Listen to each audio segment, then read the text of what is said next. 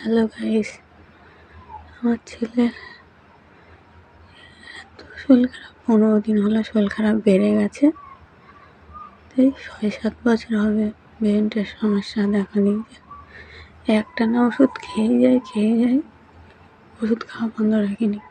তো ওষুধ খেতে খেতে আবার বেড়ে গেছে। এই 15 দিন মতন হলো বেড়ে গেছে।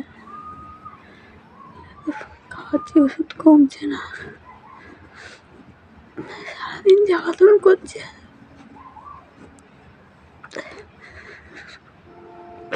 আশীর্বাদ করুন আমার ছেলে আরো সুস্থ হয়ে যায়। দেখবেন আমার ছেলের ভিডিও ছাড়া আছে আমার সাথে, একাও ছাড়া আছে, একাও